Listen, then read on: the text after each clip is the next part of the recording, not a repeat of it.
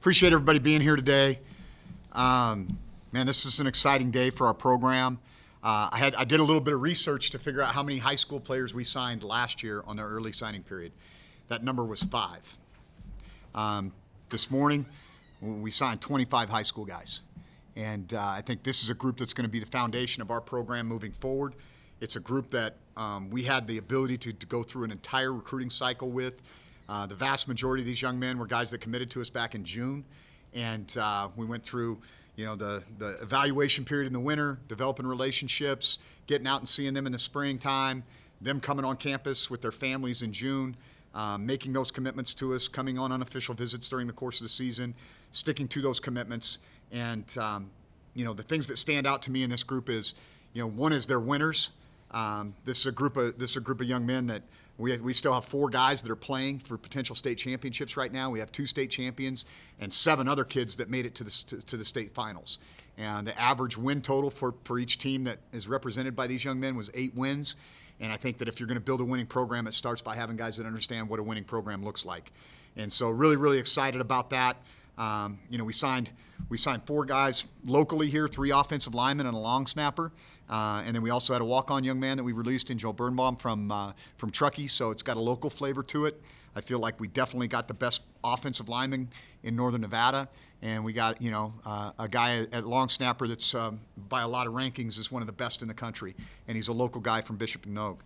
And so that's a huge deal for us. California continues to be obviously a place where we can tap into. We signed 12 young men from the state of California, but there's some diversity in some other places that we were able to tap into. 3 from Texas, 2 from Arizona, a player from Colorado who's still playing for Cherry Creek and Keegan, a Hawaii player who's a state champion, a young man from Boise, from that part of the world who's the 5A, or I guess now 6A SIC Defensive Player of the Year, in Isaiah Reed, 1 young man from Oklahoma and a player from Utah.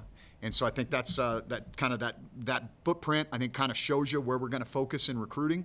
By 24/7 and on 3, this high school class was the number 4 ranked class in the Mountain West today. And I think when you look at the teams that we're competing against, 2 of them are playing for a championship in Boise State and UNLV. SDSU just slightly ahead of us, and we're 4th in the rankings. And so I think that speaks to the work that we've done as a staff. I've always prided myself on being a good evaluator, but building relationships and recruiting is what has staying power. And in spite of some of the struggles that we may have had on the field this year, these young men and their families saw the direction of the program, and we're all on board. And so I think any class is going to kind of start and finish with the quarterback. Once you get a quarterback committed in a class, a lot of dominoes tend to fall. Receivers want to know who's throwing to them and things of that nature. And Carter Jones is a young man out of Louisville, Texas, that committed to us back in June. And this guy he's a gem, man. I pinch myself every time. Just when you get an opportunity, I look forward to our fans getting an opportunity to meet this young man. He is a first-class human being. He was raised the right way. His mom and dad are tremendous people. He's a winner. He's a tough kid. And I think he fits exactly what we want to do on offense. I mean, this is a guy that can use his feet, but was a prolific passer as well in high school. Played in the toughest district in the entire country in high school football. And this guy was a team that in Louisville that moved up a classification and had to play Duncanville and DeSoto and still took it into the second round of the playoffs, and most of it was on Carter's back. And so to have a young man that has that kind of leadership capability, has played elite competition, and sees the vision that we have for him here is I think, unique. Staying on the offensive side of the ball, another really important piece to this class was a dynamic high school running back. And I think that Carter Jackson fits that bill. He's a guy out of Folsom. He's another young man that's still playing for a potential state championship. He's the primary back in one of the most explosive offenses in the country. And this is a guy that had multiple Power 4 offers. And Coach Lynch did a great job developing a relationship with he and his father and painted the vision for what a Nevada back looks like and kind of tapped into some of our history of rushing the ball around here. And I think that he's a guy that can have an immediate impact on our team. Running back is generally a position where, a guy can play early. And I feel like Carter's got that kind of talent. So very excited about him. Talking a little bit about Joe Birnbaum, a young man from Truckee. Like this guy, he just exudes enthusiasm and energy. We're going to start him off at running back. He can play a lot of different things. I just think he's, again, a kid from a winning program that is all about what we're trying to build here at Nevada, toughness, grit, and kind of a local hero type of kid. And He's got awesome energy, and I'm excited to get him going in the program. Hezekiah's little brother, Zeddy, a young man that had a prolific career on the island, went to one of the better high schools in the state of Utah in Timpview. Production-wise, it wasn't quite as prolific as it was when he was on the island in Hawaii, but he's a slot receiver that has return value, and again, a high-character kid that I think has lineage here and we can really start to build on. Mason Johnson, this guy put up ridiculous numbers. He missed a couple of games throughout the course of the year, but you start looking at some of the stuff that he did just in a short amount of time. The senior season was cut short by injury, 19 passes for 524 yards and 10 touchdowns. You just look at the explosiveness of what he was able to do. In the playoffs, he was having 3 or 4 catch for 124-yard gains with 3 touchdowns. And so I really feel like this is a guy that has length and speed that is going to be a guy that can come in and compete for playing time right away as well. Staying again on the offensive side of the ball, another wide receiver. So this guy named Matt Kump, man, this guy's like he's Johnny UTEP 2.0, man. This guy's got it all. Like he's a leader. He's got real juice. He can return, punt return in particular, from a really competitive program in Arizona. Love what this kid's makeup is. I think that's one of the things that we really tried to focus on in this class is, number one, hey, what have we learned about our time here? And one of the things that I've learned is what fits here. This is not a prima donna program. This is about toughness and grit here at the University of Nevada. And this is a young man that I think exemplifies that. And we're excited to have him in the fold. And he's a guy that I think is going to push our group every day to get better. Dalen, another guy that was kind of a late addition to our class, but we wanted more length at wide receiver. He was a guy that caught 22 passes for almost 300 yards at Korean Lutheran in California. And his dad was played quarterback at the University of New Mexico. And this guy's got good ball skills, length, can stretch the field vertically. And I think you kind of see how we're building this wide receiver group a lot like what we just lost with guys like Jaden and Tez on the perimeter that have good length. And then kind of smaller slot guys that are matchup problems on linebackers on the interior. Dalen fits that bill of being an X or a Z for us in our offense. DJ Asiasi, name that might sound familiar, another kid from a big-time program at De La Salle. If you pop this guy's film on, I know Coach Virgil gets really excited, and he didn't catch a lot of balls in their offense. That's not what they do at De La Salle, but he put a lot of people on their backs. And this guy is a prototypical inline blocking tight end that does have receiving ability. And I think he's a guy, even as a true freshman, we're going to count on to come in here and push for playing time. So we're excited about him and his future. I think he's a big-time get for us. I mean, I think that was a guy that we had to beat real people on, and I think a lot of it was the attraction of playing for a guy like Virgil Green, who played that position at a really high level in the NFL. Now we get into some of the offensive linemen, and this is always a position that we're always going to sign a couple of guys at. Starting off with JoJo James, he's a little bit of an undersized guy, but he might be the most athletic and most physical guy in this group. And so he even though he's not your standard prototypical tackle body at 6'2", he plays tackle, and he plays at a really high level because of his athleticism. And this guy is physical. He finishes. Another guy from a winning program, awesome family. And so like this guy, when you talk to him on the phone, man, you want to coach him. Like that stood out to me every single time I had an opportunity to interact with JoJo. He always had great energy, super positive kid, and so really excited about him. I think the next couple of guys, some guys from Northern Nevada here, Mateo, that I think was the best offensive lineman or defensive lineman, honestly, in the Reno area. I mean, this guy could play on both sides of the line. I think Reed was probably the second best team, perhaps, in its classification. Obviously, they had to kind of run into Minogue twice, but this guy was the heart and soul of that offensive and defensive line. He's a tough kid, a local kid. I think he's going to be a great addition to the Union and be a guy that we can build a foundation on for years to come.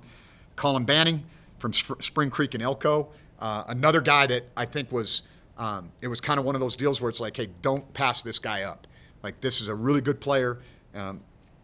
Shoot, man, this guy had offers from UNLV and some other places, and I think immediately found a home here at Nevada when he took his trip.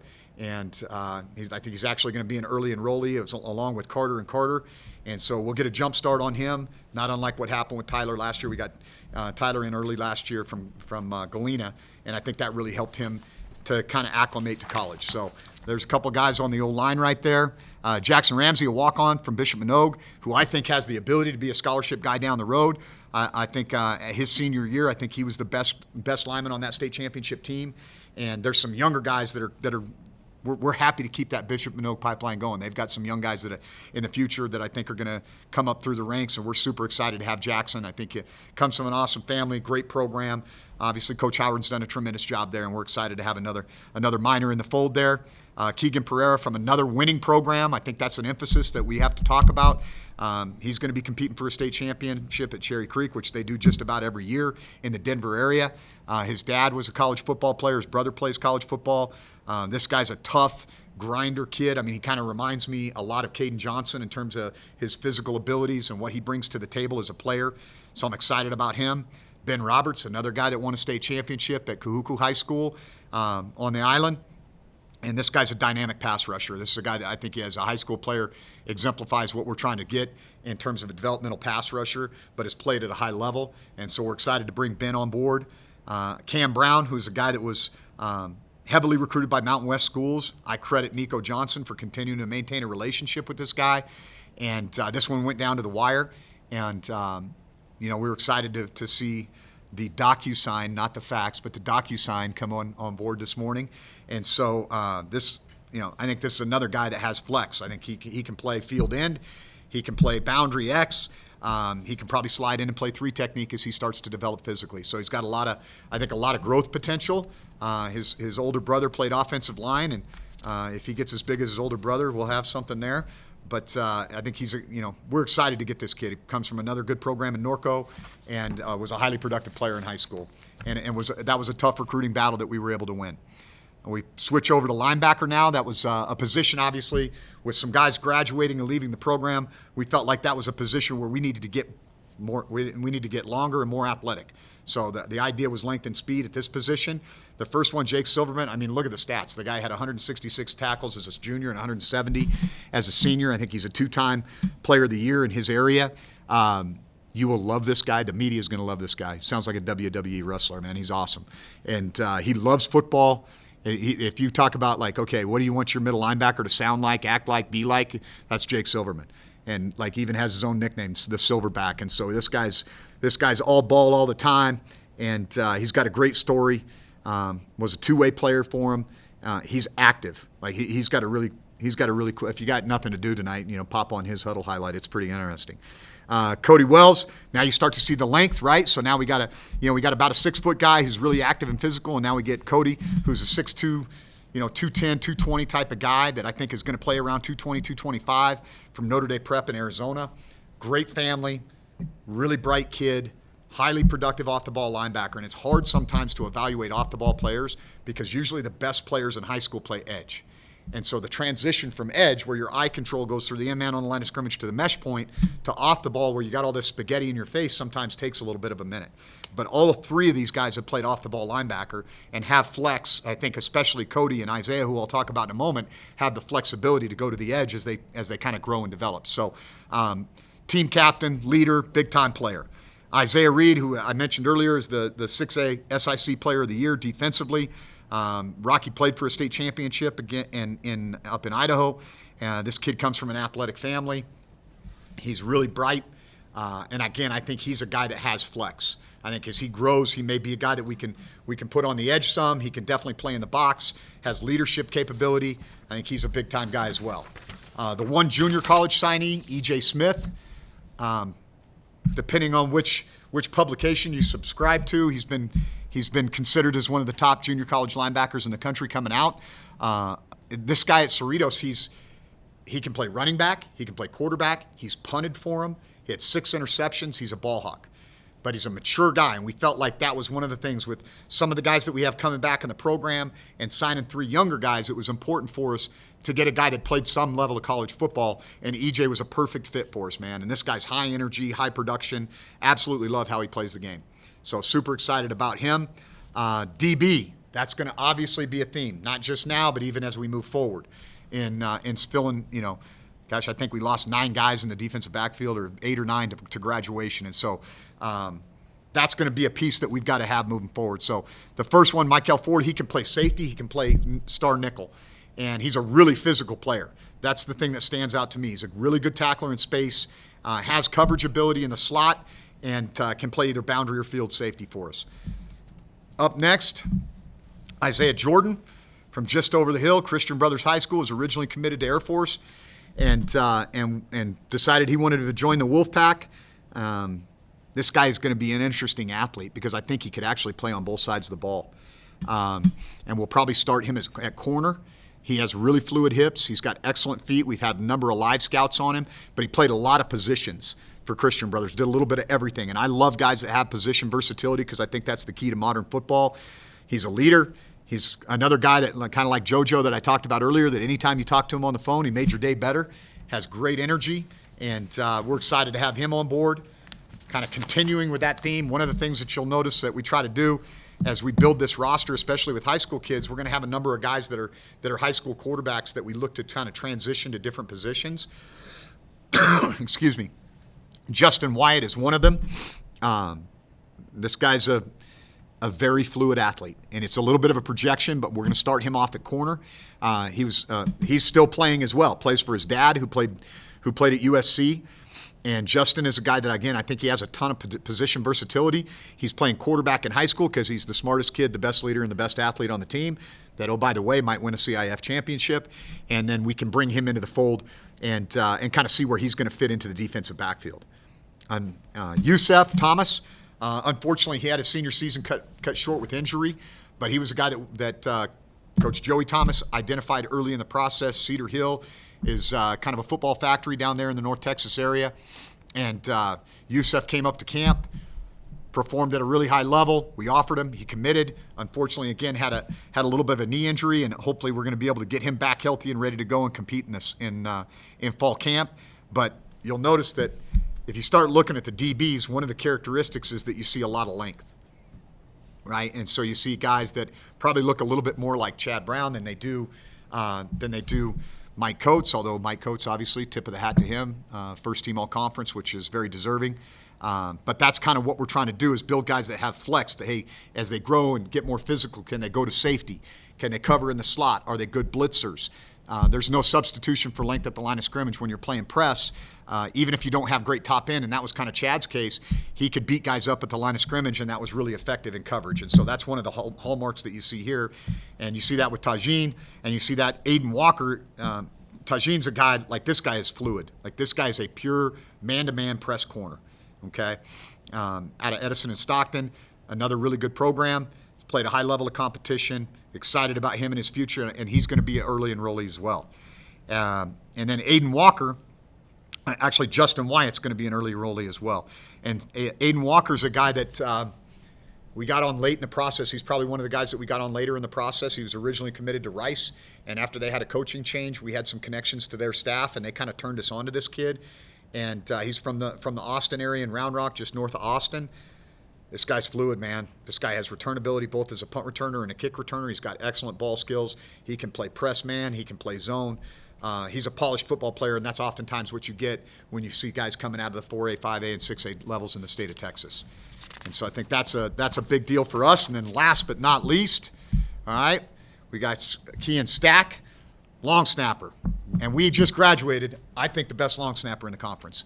I think Nick was a standout for us, very, very consistent player, and that's a very important position.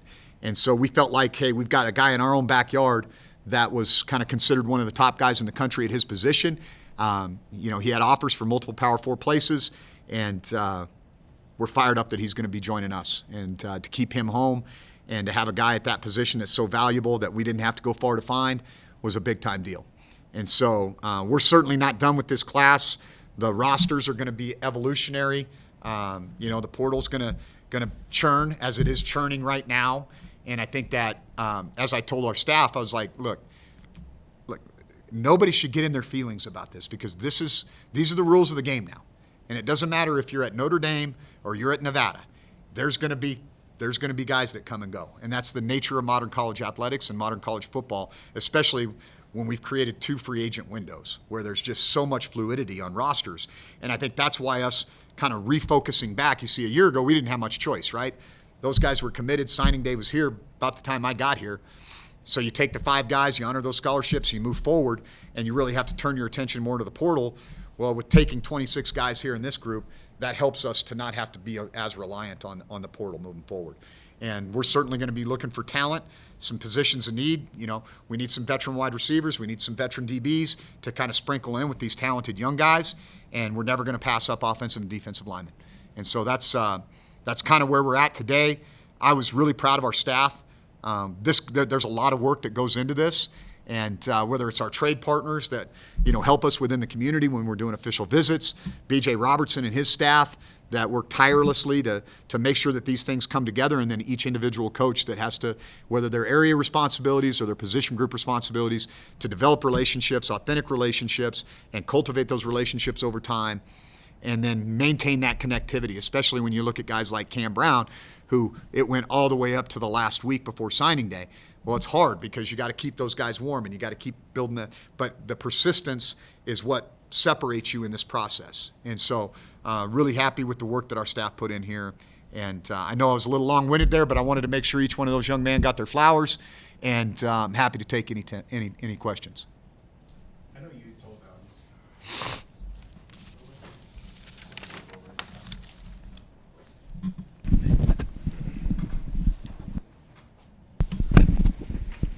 I know you had told Shannon over the weekend that you think this is going to be the most important recruiting class during your tenure at Nevada. I guess if you can give a little bit of explanation why you think this class is that important.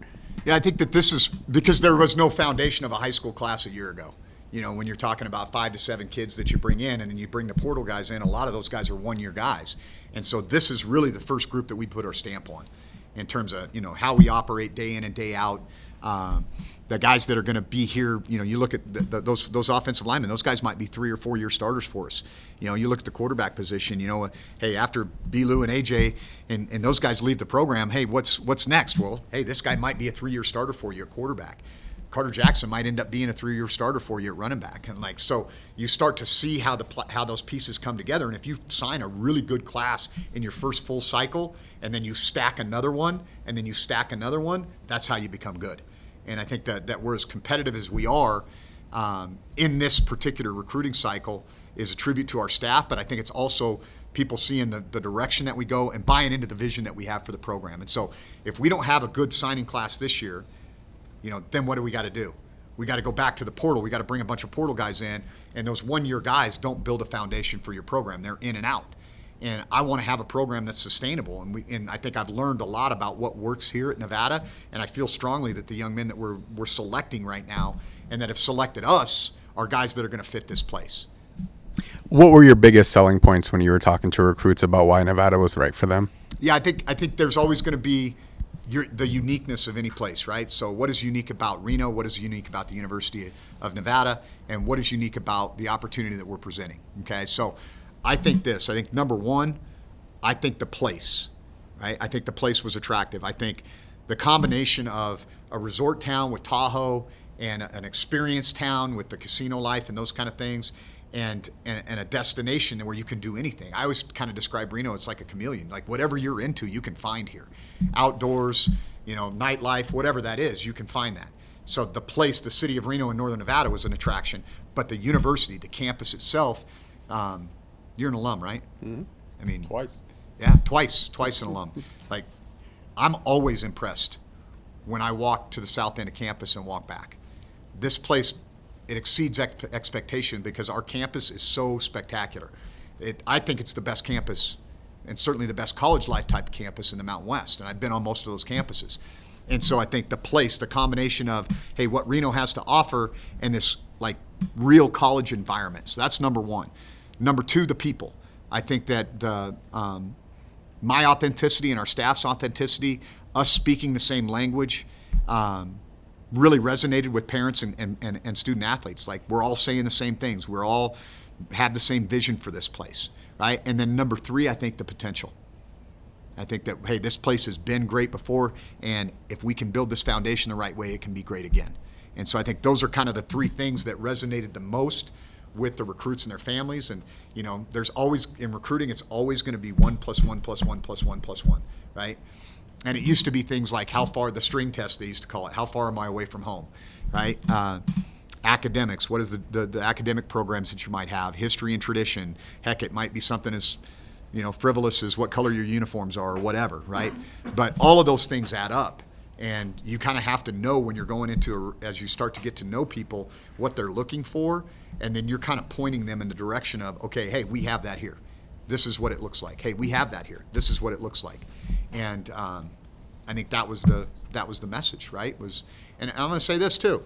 I think I've mentioned this, like the law of attraction is a real thing. And what I'm trying to create here in a modern era of transactional experiences is something that's a little bit deeper. Our Art of Manliness series and character education development. Friday Night Magic, where we just talk about life. I mean, there's a lot of those things that go into this, and I spend time talking to the players and parents about that. And I think that if that's a piece of what they're looking for, to hear that from the head coach, they're attracted to that. And that might not mean that there's not the same thing somewhere else, but they're selecting that based on, hey, yeah, that's what I want for my college experience. That's the type of holistic approach that I want in terms of development. From a time allotment standpoint, it's probably easier to build a team just out of the portal. A lot of time goes into recruiting high school athletes. I guess what's your favorite thing about, still recruiting high school athletes at the level that this class indicates that you guys are doing? Yeah, I think there's a couple things that stand out to me in terms of why it's important, number one. And what I enjoy about it is it's not just it's not an NFL free agent visit when they come on campus. It's, hey, we're really going to go spend time with the academic people.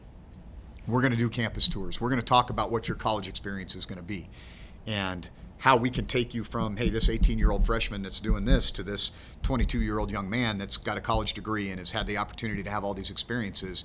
And a lot of times you get young men that come out of the portal, it might be their second or third experience, and it's a lot of times they're a graduate and it's purely an athletic decision, right? And so those visits, those windows get shorter where it's like, hey, I'm just coming here to look at the depth chart, see the facilities, look the coach in the eye, and then I'm going to sign on for a year. And I think that's less impactful for me as a coach to see, I'm not going to have as big an impact on Spencer Lovell as I can on Isaiah Reed. And for me, that's still something, as a former high school coach, that's something that I still really value. What are your expectations in terms of potential playing time for this group? You didn't really have a lot of true freshmen snap this year because you didn't have a lot of true freshmen. I didn't really anticipate any of our freshmen playing this last year. There's going to be guys in this group that are going to need to play. And that was also a selling point, obviously, in recruiting. Was there a position or two in this class that you feel like you guys did the best with? I love our quarterback and I love our runner. We didn't sign a lot of them, but I love those two guys a lot. I think the linebacker, the depth and the diversity of guys that we signed there. And then you can see the same thing, the length that we were able to put together and kind of some versatility in the back end on the defensive in the defensive backfield. Wide receiver is kind of like that too, where we've got a couple of guys that fit those longer, rangier bodies. And then we've got some slots that can do a lot of work. But, I think we've met a lot of needs, and we're still going to have those needs, because like I said, I'm literally in the middle of doing exit interviews, so I'm trying to keep a few balls in the air today, and I might be over-caffeinated, I don't know, but we'll keep it rolling. Do you know how many slots you have for the late signing period, or is that kind of hard to determine with not knowing who's going to go in the portal? Yeah, well, I think we're going to know. We did have, even though we didn't have a lot, it's kind of funny, we had a big senior class, but there wasn't a lot of those guys that were hugely impactful. We had a lot of guys that were kind of role players or special teams guys, but it was a large number. Okay, and so just simply with that number of guys walking out of the program and knowing that you're going to have some attrition within your program, we felt pretty confident that we could still meet our needs, whether that's through the portal and even late high school kids that pop up that we feel like have value. The number, to answer that specifically, you got to be able to, you have to oversign. You have to oversign. You got to understand that I got to be at 85 scholarships, and eventually when the House decision gets codified, I got to be at 105 bodies, when we get started for practice. But there's going to be attrition. So the science is calculating approximately how much attrition I think I'm going to have, and then not passing up a good player just because you're over that number in the moment.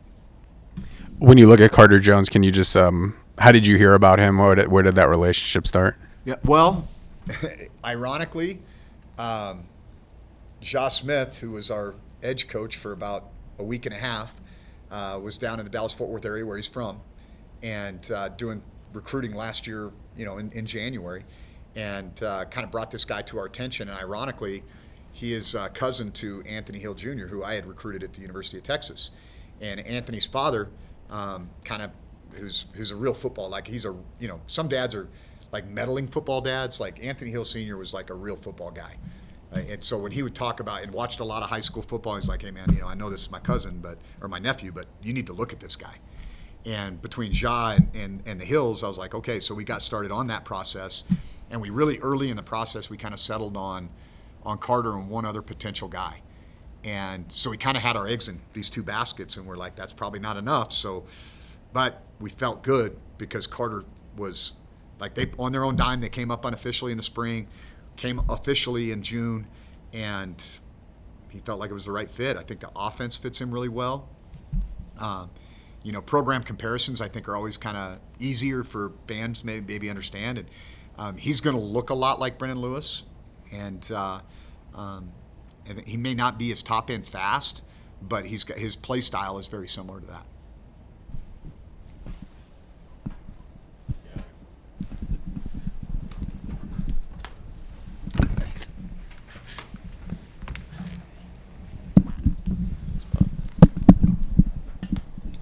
Coach, see a number of programs across country that say that they only want to, not only, but really want to attack the portal because why would I go for a high school kid when I can get experience and kind of maybe know what they're getting out of a college player? Why are you going the opposite route with so many high school recruits? Because I didn't get any last year.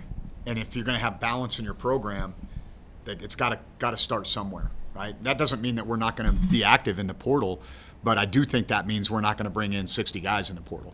And so I think that, I kind of mentioned this a while ago, I really feel like there's got to be balance in what you do. Your roster is going to be kind of broken up into thirds. You're going to have a third of the guys that you're bringing in from the high school ranks on an annual basis. If it's a healthy program, a third of the guys that are retained that are kind of coming back each year, and a third of the guys that are potentially portal guys, right? And it may not be exactly that number every year, but you kind of got to have a little bit of balance in it because, one of the things I learned, man, like, kids need to know what it means to be a part of a university community. They need to have that. Like I've read some articles and heard some people talk about it, and I think there's some truth to it that, a lot of like traditional rivalries kind of lose their luster because the kids that are playing in those rivalries don't really have that feel for it, right? And I think that one of the ways that you develop pride in a program is to have guys that have, hey, Nevada gave me my opportunity out of high school, and I'm loyal to Nevada. And, those are the types of things that you can really only get, when you bring high school kids into the program and you indoctrinate them in the way that you want them to be. You mentioned a couple weeks ago during one of the Monday pressers that the portal is kind of like speed dating. You might not necessarily know what you're getting. How critical is it to have these kind of longer-term relationships and really get to know these guys at a deeper level to maybe help your program long-term? Yeah, I think it's everything. I think it's everything. I think, we have some real evidence of, the pitfalls of the speed dating in the portal, right? Because you're taking, there's like, it's hard now because you do not get honest. You might even have a colleague that you coached with somewhere along the way, but they're trying to get rid of a guy for whatever reason, and they're not going to be honest with you. They're not going to give you. So you may think you're getting firsthand information. You're not necessarily getting all the information, right? And so I think that it's kind of buyer beware in that regard. And whereas if you have 9 months to develop a relationship with a family and a kid and their coaches and talk to their counselors and be on campus and break bread with the family, like those types of relationships still really matter and are really important. And I think you make less mistakes when you have that kind of bandwidth. After the UNLV game, you mentioned that you were kind of impressed with their speed and this team needs to get a little bit faster.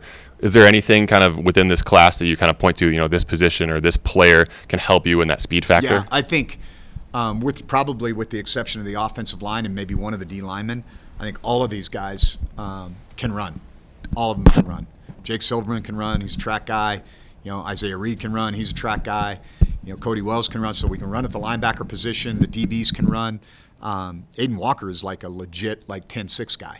And so like those are guys that you're looking for, and that makes a big difference. And so, yeah, I think, in recruiting, I think there's a couple things that you got to pay attention to. One is when you start to evaluate a prospect, I'm talking about the measurable things that you can see. Like what is their elite measurable quality? Mass, length, speed, right? Change direction, first step, whatever it is that I can see, or I can put on a clock, or I can put on a scale, or I can put on a measuring stick, right?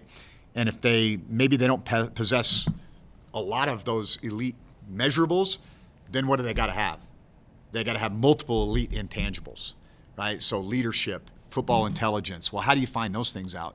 Through a lot of conversations, putting them on the board when they're on the visit, and I think that's what you can do with a high school kid that you can't always do when. Like you might have a kid literally that's going to come in for 4 hours and then go to 2 other schools and make a decision in a 3-day period of time, right? Well, what are you really finding out about that kid? Well, you can watch the tape and you can see that he's got talent, but you don't have the ability to get the same level of information that you would with a high school kid. Do you know how many of these guys are going to be here for the spring? Yeah. Early enrollees, we are going to have – there's 9 possible. We still got a couple things hanging out there. It's obviously assuming that, everything goes through the clearinghouse and all that stuff correctly. So I'd say between 7 and 9. And then from like a geographic standpoint, do you guys feel like you hit all the areas you wanted to hit? Is this kind of the template for you moving forward? Yeah, the only place that I feel like I would like to have a little bit more of a presence because I think it just fits us geographically. I think like the I-5 corridor really from like Bellingham, Washington, all the way down through the Bay and then kind of scoot over into the Central Valley. I think that's kind of home base for us. And then I-80 to Denver. Like those are, and then you're going to recruit Dallas-Fort Worth. We might dabble a little bit down in Arizona, obviously Las Vegas and northern Nevada. But the area that I think we didn't really hit was kind of that Seattle and Portland. And we did have offers out up there. The traction just didn't get as much as we would have liked. But it's an easy flight. Kind of feels like home for kids, that type of stuff.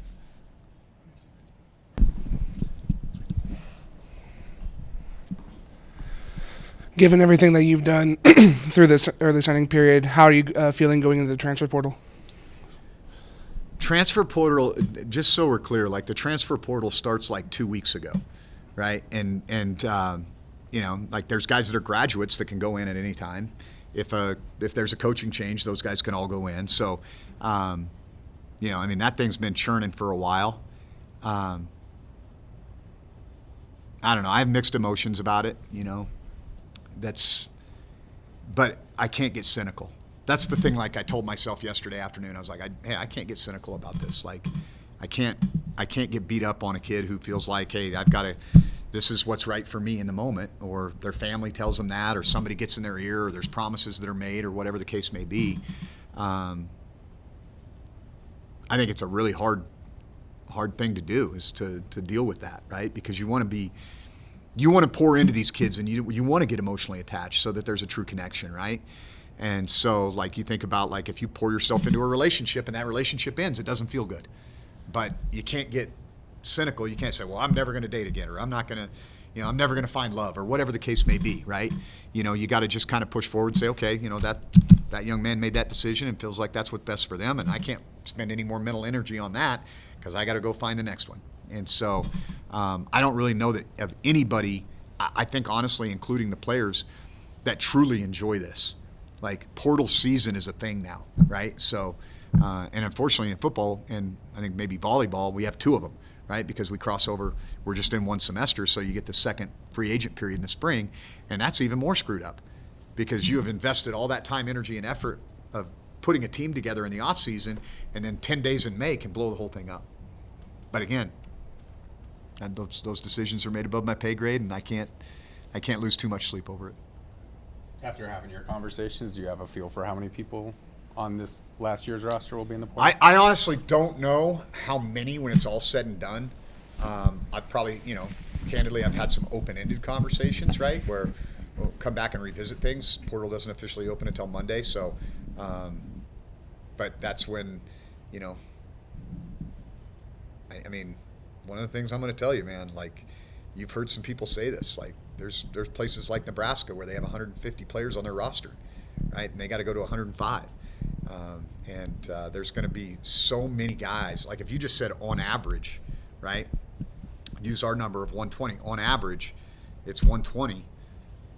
Somebody that's smarter than I am do the math, but you got 134 teams that have 120 guys. That means every 134 teams have to lose 15 guys just to get to the 105. And then you add the FCS in that at 132 teams that has to lose 15 guys, right? What is that? Somewhere around, what's that? Near 4,000 guys, right? Like, think about that. Like, there could be as many as 4,000 without not even talking about guys that are on your in your 105 that decide they want to go somewhere else. That's a massive number. That's a massive number. And so I think there is some buyer beware involved in these decisions for some of these young men. And unfortunately, the way it's set up, hey, it's tampering if they start, looking around the corner and seeing what's out there for them. But if they jump in and they don't have something kind of guaranteed, like that's a scary place to be. As you go into the off season, do you anticipate your coaching staff will be exactly the same, or will there be any alterations? I don't anticipate making any coaching changes from the human being standpoint, but we probably will shuffle some things. So, I got one big picture question here. I got it.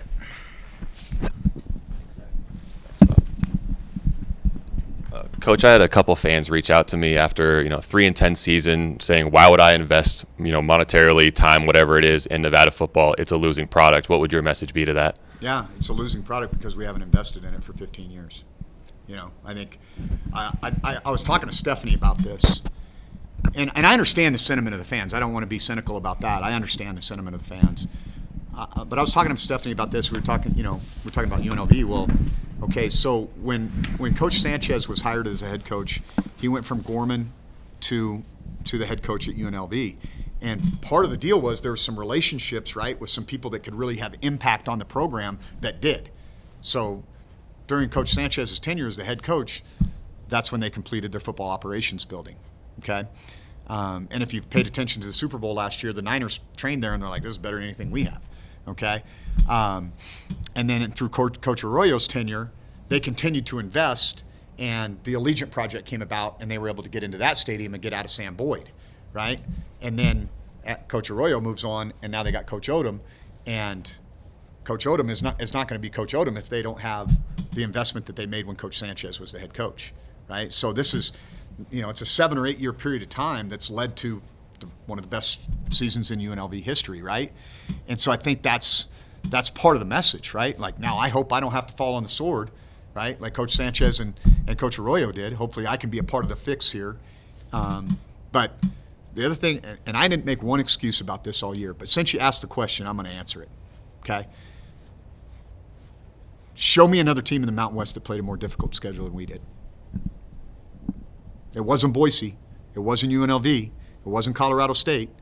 It wasn't San Diego State. We played all 5 of the bowl-eligible teams, 3 of the 5 on the road. We played another team with 2 teams that are in the top 4 in the CFP right now, right? And our third non-conference opponent that's going to a bowl game, and a Big Ten opponent in Minnesota on the road. So I get it didn't go the way we wanted it to. I didn't have a lot of bullets left in my gun the last couple weeks of the season. And I think if you really pay attention to college football and you know what's going on, and you're going, hey, who's number 22 and why is he playing there? Who's this guy and who's, And so I never leaned on that throughout the season. Not one time did I make an excuse about the record or the schedule that we had to play or injuries, okay? But there is some reality in that. There is some reality in that. That who you play, when you play them, what you have available on your roster is going to affect your ability to be competitive. When we played Boise State, we were down 7 guys. We were not a healthy football team, and we found a way to be competitive. And I'm completely disappointed in the way we finished the season against UNLV. But there's going to be some things that happened early in the year that affected that too, right? And so I think if you're bullish on Nevada football, one of the reasons you are is because you're going, okay, God, this team played the hardest schedule in the Mountain West Conference, and that's a fact. I'm not making that up, Okay, you can talk to Phil Steele about it or whoever, but we played the most challenging schedule in the Mountain West Conference, and we played 2 teams that are in the CFP to the wire. To the wire. So we're capable of getting there, right? And when we get into a situation where we can build that foundation a little deeper, I think that the culture will start to gel. We'll get more guys that fit this place, that fit the style that we want to play, and people are going to be excited. And they can wait. I get it. They can wait, and they can wait until we're winning games and competing for championships, and then jump on the bandwagon. But I think it's a lot more fun when you get skin in the game early, and then you got something to be proud of when the worm turns. Last one for me. The Board of Regents are going to vote on that student fee tomorrow to try and fund the field house indoor football practice facility. I guess what would that facility do to this program and your effort to try and build a winner? Well, I think one of the things that was brought to my attention is that over the last 15 years, there's been a little over $23 million in infrastructure invested in athletics, and that about $5 million of that was invested in football. That was a new playing surface in Mackey, which you kind of got to have, that we share with soccer.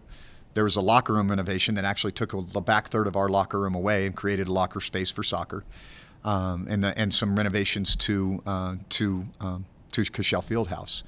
And so over 15 years, $5 million in infrastructure investment doesn't really go that far. And so this would be the first thing that they built in a long, long time that actually is something is going to be sports specific for not just football, but for all sports. We'll probably use it less than anybody. Track and field and cross country are going to use it. Soccer's going to use it. Baseball and softball are going to use it. Like every other sport is going to have time in there. And basically from 1 o'clock on every day, it belongs to the students. And so, I actually kind of laughed because last night it was about 28 degrees when I left the office. And then this morning I came back, it was about 28 degrees when I got back this morning. Last night there was a group that was out there on Wolfpack Park, doing what kids do, getting some exercise, playing some sports, right? And this morning our softball team's out there running. Frost on the ground, which I think is kind of cool, and that's part of building toughness and all that. But if it was snowing or the fields are not covered and you can't plow them, well, those kids that were out there last night wouldn't have anywhere to go, and they would have the ability to go inside and have a place that can be a gathering place for our student body, can be an extension of the Joe. I just think it's we're one of 12 of the 134 FBS programs in the country that do not have an indoor facility, and we're the only one in a cold weather climate that does not. And so there's a pretty good argument, I think, right there for investing in that.